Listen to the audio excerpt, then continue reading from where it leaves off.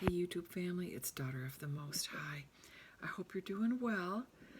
I watched a video last night. I want to share it with you. I am not going to link it in the description because of its content. So you'll have to look it up on Rumble. And it's on this woman's channel, and her name is Anna Maria, and I'll spell her last name Mihalcea.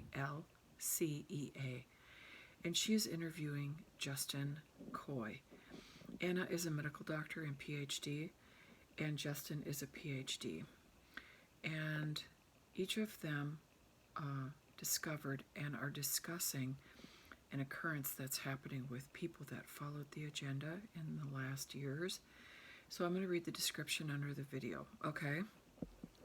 So it says, in this episode, we present new original research showing that the followers now have a fluorescent orange glow on their face that is visible under UV light at the 365 nanometer. Individuals that did not, of blue light, the individuals that did not follow the agenda, but of course have been exposed to shedding like we all have, or have been tested, or like me, both, will have some of this coloring around their, nostrils. We discuss the filaments that come out of the followers after they've taken a hot shower and can be detected under UV light. And I'll talk more about that in a minute.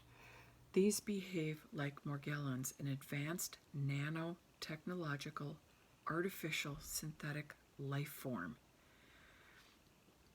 That's a bit alarming as well. So the people that actually did follow the agenda have those in their body now. We discuss our research on this phenomenon and my microscopy analysis. So they show photographs of individuals under the blue light.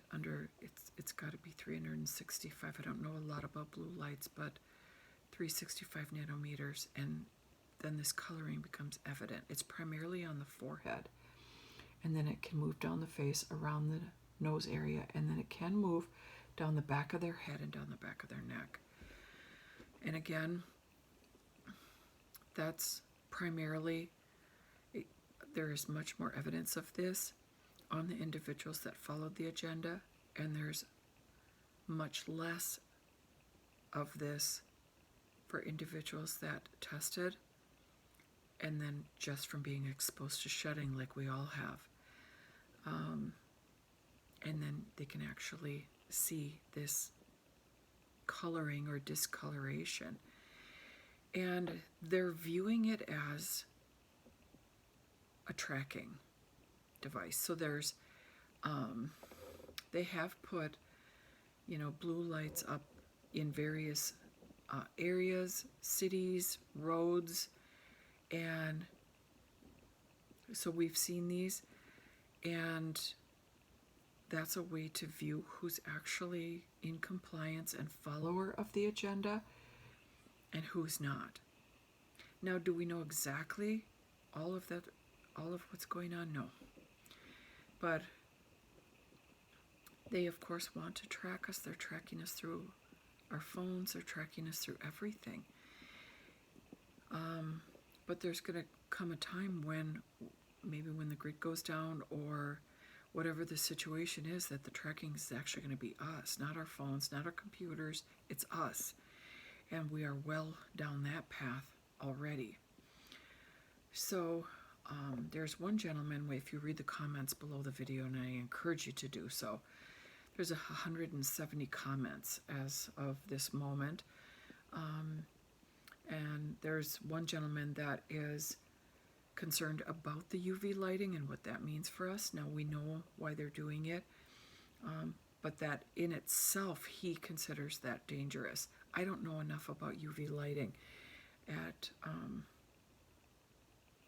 the certain, I don't even know, nanometer amount. I don't even know the proper language, but the higher amount. of waves.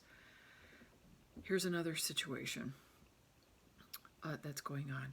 This same gentleman says, my nose has been driving me crazy, meaning right here. He said, it feels like a tiny feather is touching it around the nostrils. I found one other person who is also dealing with this, and there is someone that comments below this that is also dealing with that, and I've had that.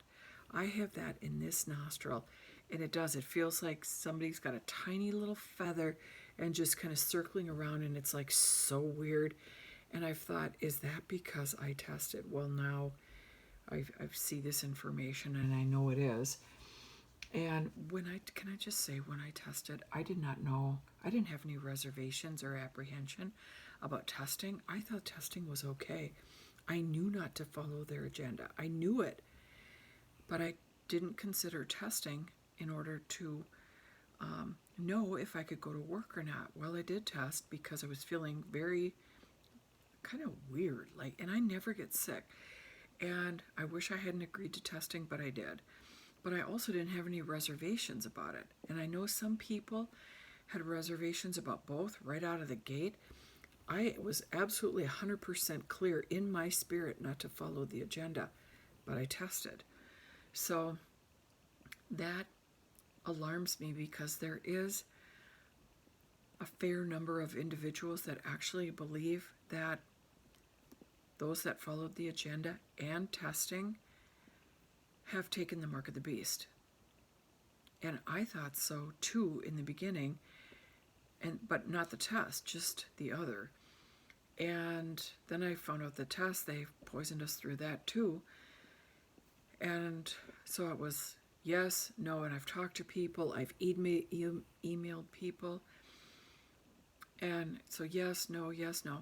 Well, I'm leaning towards it not being, because there's certain criteria that has not been met for us to even be in the tribulation. The Antichrist has not signed a covenant with Israel, which is the start of the trib. Mid-trib is when he actually turns on them and starts the agenda that he is the embodiment of Satan himself to bring to the earth. So none of that's happened. So how can it be? But there's people that insist that this is because of all of the things that are associated with it, and now this as well. It is alarming. Last night I felt sick to my stomach, and I said, God, there's no way. I don't follow the earth, the earth system, anything really about the earth at all, other than the fact that I work. Other than that, I have no interest in anything of the beast system. Nothing. And I have been on the narrow path for 5.5 years. But I do get afraid sometimes. It's like, is there any way that these people that believe this is the mark could be right? And then, I don't know. But anyway, I'm going to stop there because it's so alarming. And I know other people have been very afraid too. There's people like me that knew not to follow the agenda, but did test, probably for their work. No one's looking to just, move towards this. We live in alarming times and know that we have to be very careful about many things. And if you read these comments, there's people that say, don't go to the doctor for anything. We can't trust almost anything that they're doing. And so you'll read that in the comments as well as other comments.